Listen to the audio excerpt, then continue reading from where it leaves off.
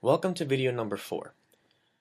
In this video, we're going to take a look at how we can list data inside of something called a table view. In the iOS SDK, a table view is a scrollable view that can list rows of data. A good example of a place that you've probably seen a table view implemented is the Music app. If you open up the Music app and you tap on the Songs icon on the bottom tab bar, you can see a list of all your songs. Those songs are displayed using a table view. For this video, there's really not much preparation to be had. We're just going to open up Xcode and get started. So, as always, launch Xcode and create a new project. Fortunately, we're still at a point where the single view application template will work fine for what we're trying to do. So, select single view application. Next, I'm going to name my project Simple Table View. Click Next, and create it on the desktop.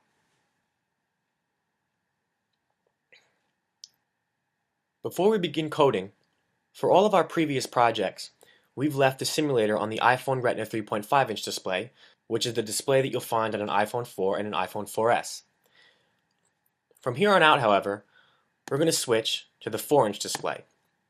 The iPhone 5 has been around for a little over a year now, and with the 5S recently out, if the 4-inch display isn't already the majority, it will be soon. So, for that cause, we're going to work with the 4-inch display from now on. To start, open up main.storyboard, and we're going to get right into it by adding a table view onto our view. So, in the object library, scroll down, look for this icon, which represents a table view. We can see that by clicking on it, and drag from the object library onto your view. If you drag it onto your view and you leave your mouse stationary for a second, the table view will automatically resize to fit the entire view, and then you can place it inside. So the first step is we have to give our table view a data source. Table views follow a very specific protocol for grabbing the data that they're supposed to display from you, the developer, and displaying it. In this video, we're going to see 3 particular methods. The 3 methods that have to be implemented for a table view to successfully display some data. For this, a table view has something called a data source property. By setting this property, you can tell a table view which object to message to get the data that it's supposed to display back. We're going to use our view controller. So we're going to connect our table view's data source property to our view controller, and then in the view controller we can implement those mandatory methods, and when the app's launched, the table view will message our view controller in the form of those predefined methods, and depending on what we return, the table view can figure out what it's supposed to display. So with the table view selected, open the Connections Inspector in the Utility panel, and under Outlets we have Data Source. Click and drag from the Data Source bubble over to the view controller, let go, and you can see the outlet is connected. So at this point, if we launch the application, our table view is going to message the view controller with 3 predefined methods in an attempt to obtain the data that it should display. But at this point, we haven't implemented those methods, so the table view can't successfully display some data. Let's go to our browser and look up the UITableView data source protocol.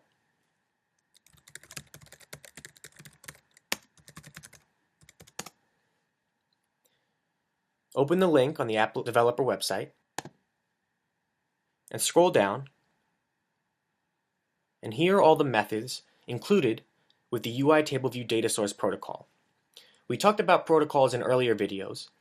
Just to refresh our minds, a protocol is a list of predefined methods that a class that you've defined can implement.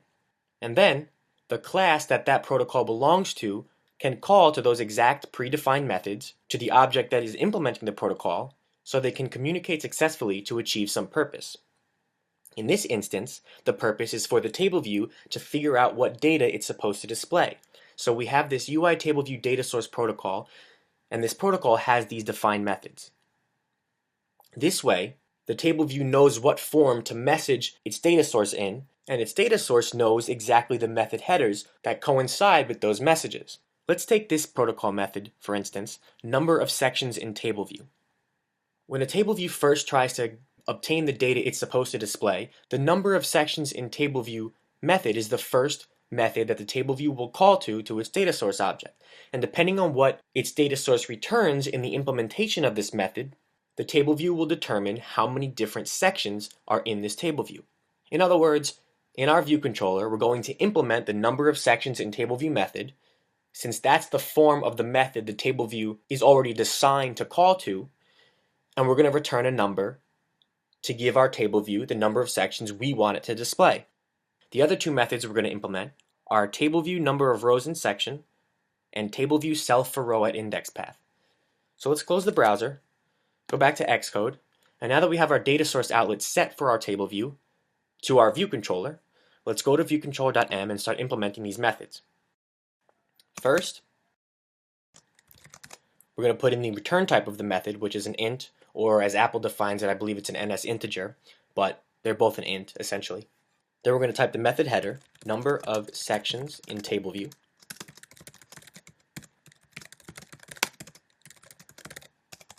And now we have to return a number, which will represent to the table view the amount of sections our table view is going to have. We're going to keep this simple for now and only have one section in our table view, so we can return simply the constant 1. This argument here, the sole argument of this method, is where the table view will actually pass a reference to itself so that we know what table view is trying to get data at this time from our view controller. So, theoretically, you can have multiple table views call to the same object for obtaining its data, and you can use if statements to determine which table view is calling at what time, and return the appropriate information to each particular table view. The next method we have to implement is table view number of rows in section. Using this method, the table view is going to determine how many rows it should display in each particular section. So if we had a table view with 2 sections, meaning we return the number 2 here for the number of sections in table view method, the table view is going to call this second method 2 times. The first time it's going to call to it and pass in 0 for the first section, and then it's going to make a second call to it and pass in the index 1 for the second section. Like arrays, the indices for table view rows and sections start at 0. So again, if the table view is trying to determine how many rows it should display in the first section, it's going to pass in 0 for this section argument. And the same as the first method, the first argument the table view is going to pass in is again a reference to itself. If we had a table view with 2 or more sections, we would need some sort of conditional to return the right number of rows for each different section, whether that's an if statement or a switch statement. But since our table view only has one section, we can just simply return the number of rows that are in that one sole section because the table view is only going to call to this method one time. Let's give our table view 5 rows, so we can return the constant 5. The final method we have to implement looks like this.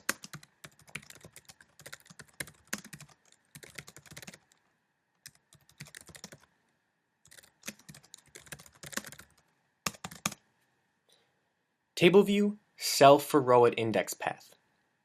Using this method, a table view grabs from you something called a UITableView cell object for each individual row. This UITableView cell object represents the small little view that each row is going to get. And inside this view, you can put whatever you want. A label displaying some text, a button, a slider, an image if you need. We're going to stick with a simple UITableView cell that just displays some text. Fortunately, the standard UITableView cell comes with a label already built in, so we can just set the text for that label and easily display whatever text we like.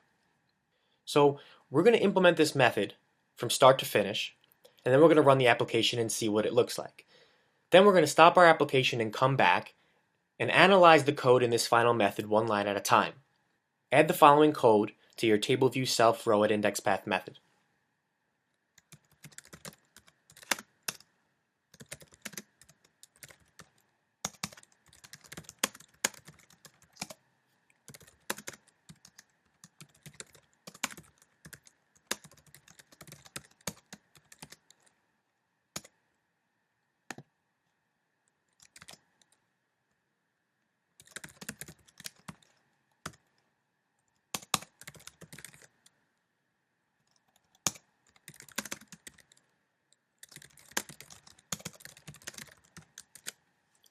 After you've added this code and fully implemented the method, run your application.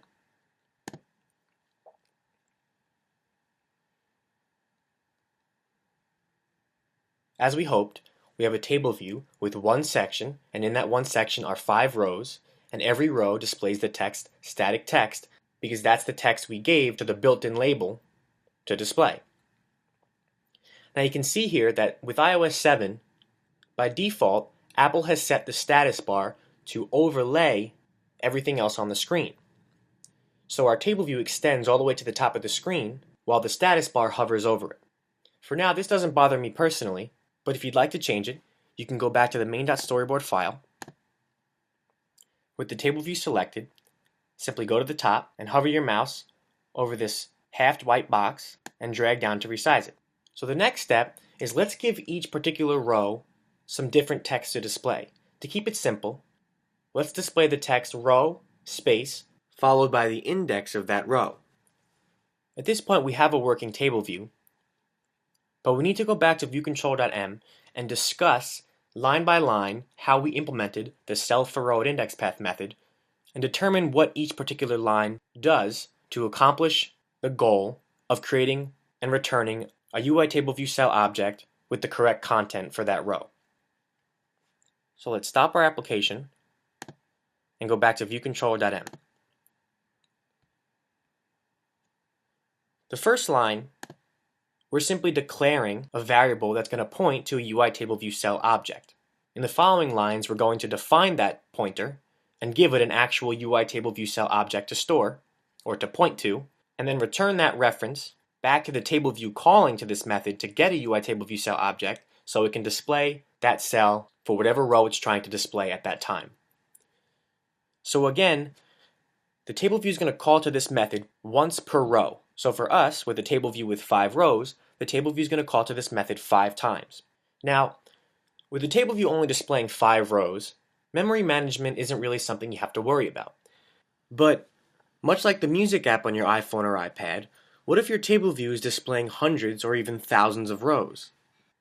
What if an iPhone comes across a user who has 10,000 songs in iTunes and then transfers those 10,000 songs to their iPhone?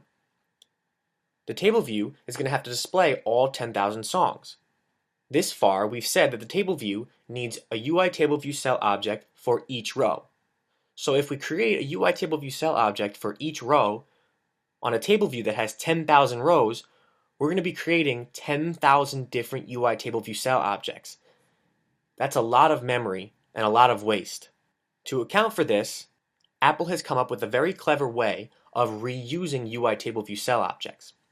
Before we take a look at the next couple of lines, let's have each row display some different text.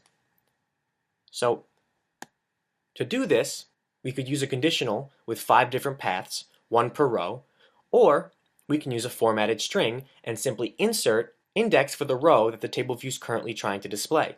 For this, we're going to be using this argument here, indexPath, which is an instance of the NSIndexPath class. Let's go back to our browser and look up NSIndexPath for UITableView.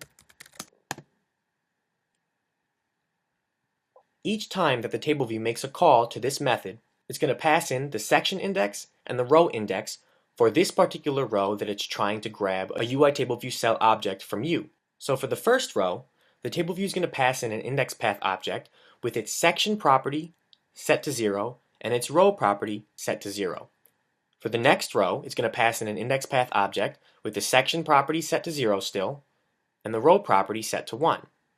It's going to do this 5 times, and for the final row, the row property will be 4. If we had a table view with more than one section, the section property will be modified accordingly. But since our table view is only displaying one section, we're going to focus on the row property. Let's close the browser and go back to viewcontrol.m. So as we said, we're going to create a formatted NSString object, the row index in a string for whichever row the table view is currently trying to display. So, as you've seen previously, open square bracket NSString. Again, this is a class method, so we can call to the NSString class, but it returns an instance of NSString. string with format, and we're going to format it like this: row %d, comma, index path dot row. So again, %d is a token for integer, and when the NSString class formats the string, it's going to replace %d with this value here. So again, we have our NSIndexPath object, and it has a row property, and that row property stores the index for this particular row. Let's run our application again. As we'd hoped, the text label in each particular row is displaying something different. So for the first row, we have row 0, for the second row, we have row 1, and so on and so forth. But even though each row is showing something different, you can see they all pretty much look the same. All 5 rows have the same width and height, they all follow the same color scheme, and all the labels have the same font size and color. With this in mind, Apple has given us the capability to reuse UITableView cell objects. So the way it works is, we create a UITableView cell object and give it an identifier. In our instance, we're giving it the identifier main cell.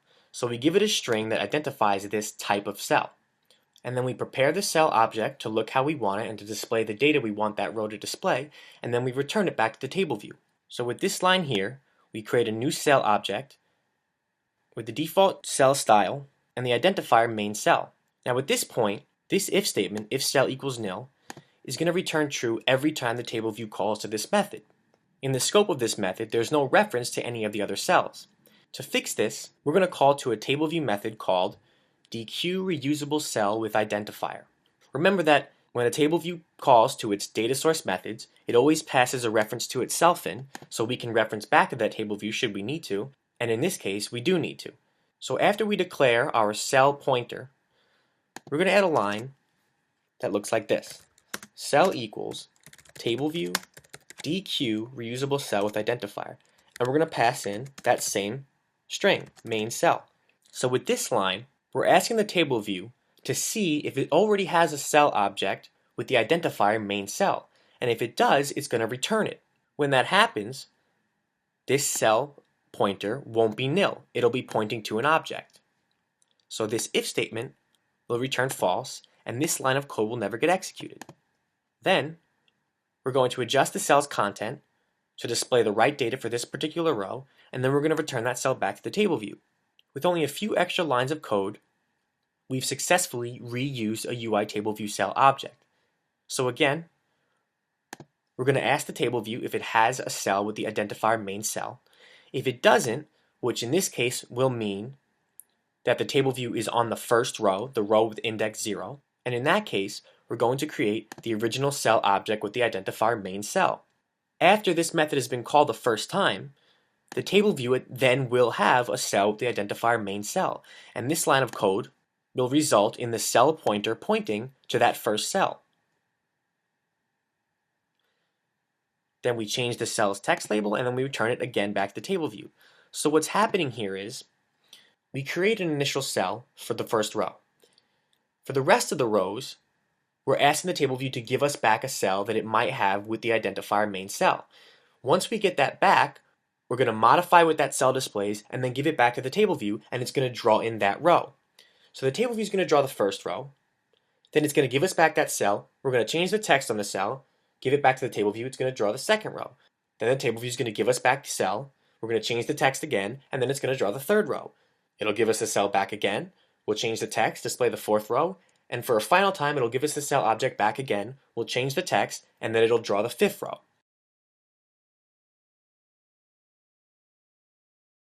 The point here is, once the table view draws in or displays a particular row, temporarily it doesn't need that UITableView cell object. So we can take it, change it up, and give it back to the table view. It's a simple, beautiful concept that results in the capability of table views displaying thousands and thousands and thousands of rows with hardly any memory buildup at all.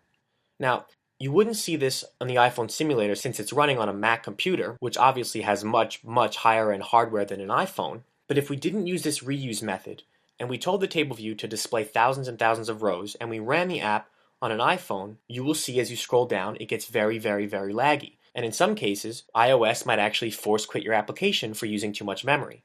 So with any real app that might make it to the App Store, it's absolutely essential that you use this reuse method. Now the purpose of giving it an identifier is that what if you had a table view that had two different types of cells? What if we had a table view that some of the rows looked like this, but then some of the other rows had a button or a switch or a slider in them? That way, you can have two different classes of cells, but still reuse them for later rows that look the same as one of those two different class of UITableView cell objects. In our example, and in a lot of iOS apps that you'll write in the future, most of your table views probably will only display one kind of cell. But it's certainly not unheard of for one table view to display multiple kinds of cells. At this point, we've successfully implemented all the data source methods we needed to present a functional, contentful table view. But before we end this lesson, we're going to take a look at a more dynamic, and in most cases more usable way to provide a table view the data it should display for each row. So in our implementation, when the table view asks for the number of rows it should display, we give it the constant 5. But when you're writing real applications, you're going to come across a lot of scenarios where you won't know ahead of time how many rows the table view is going to display. Let's take, for example, the Facebook app. If you open up your Facebook app and you tab on the Messages tab on the bottom tab bar, Facebook lists all your current conversations. But the number of rows in that table view is going to be different for every user. So Facebook has to make a call to its servers for the particular user logged in on that device, find out how many rows it needs to display in the Messages table view, and then give that number back to the table view when it calls the number of rows in section method. To accomplish this, we're going to use an NSArray. An NSArray is a foundation object, and by foundation object I mean it's defined and implemented in the foundation framework, which, if you remember from earlier videos, is already linked to our project in the frameworks folder, that can store virtually an unlimited number of references to objects.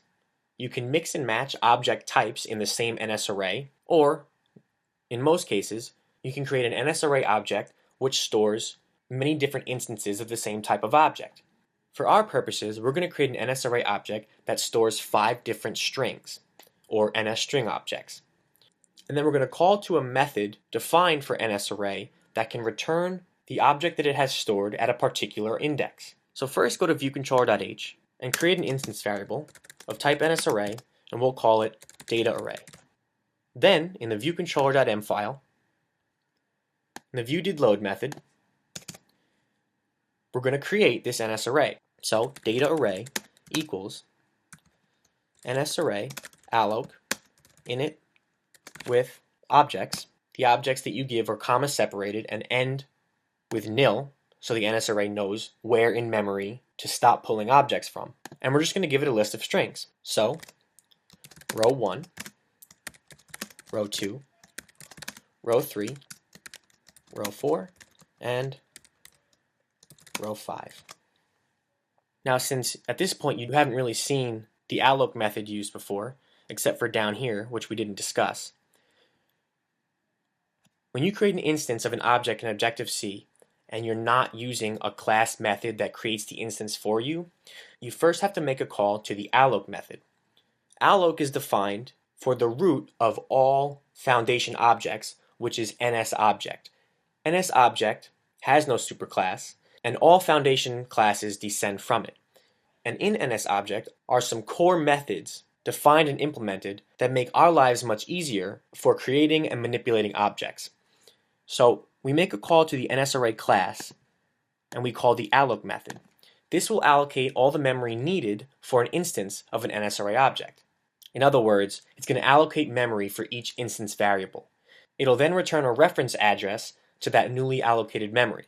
Then we use an initialization method for initializing the object and giving all those instance variables something to store. You'll find as we progress that all the objects in the foundation kit have one or more initialization methods. Some are as simple as init with no parameters and nothing after it, and all it does is initialize the object. And others, like this, init with objects, allow us to initialize the object and then right off the bat change what it stores to make it unique for the purpose that you're using it for. In this instance, right after initializing our NSArray object, we immediately give it some objects to store references to. Now that we have an NSArray object that stores 5 strings, we're going to go down to our number of rows in section method, and instead of returning the constant 5, we're going to return the amount of objects in our data array. We can do that simply like this. Data array count. So we're calling to the data array object and we're sending it the message count. The count method, as I'm sure you've already figured out, returns a count of the number of objects in this particular array. So for this instance, it's going to return the number 5. And then, down here, instead of creating the formatted NSString here in the self-road index path method, we can simply return the object in our array at this particular index. So, data array, object at index, indexPath.row. So, the first time the table view calls this method, we're going to ask the data array for its 0th object. That'll return the string row 1. The second time, it'll ask for the 1th object, or the string row 2, and so on and so forth until we get all the way to the end at row 5. So now let's run our application, and we see that we've accomplished exactly the same thing by using a much more dynamic, programmer-friendly method. With our implementation of a table view, we haven't really done anything useful, and obviously table views can be manipulated vastly beyond the scope of this lesson. If you use a lot of different apps from the App Store daily on your iPhone or iPad, now having seen how to implement a table view object, you can start to pick out where developers use table views, and you can see all the different uses and possible implementations of a table view for all the wild app ideas that developers come up with. And in time, you might be the one implementing a wild table view in the #1 app in the App Store. Anyway, that concludes video number 4. Head on over to video number 5 to get started taking a look at something called a navigation controller.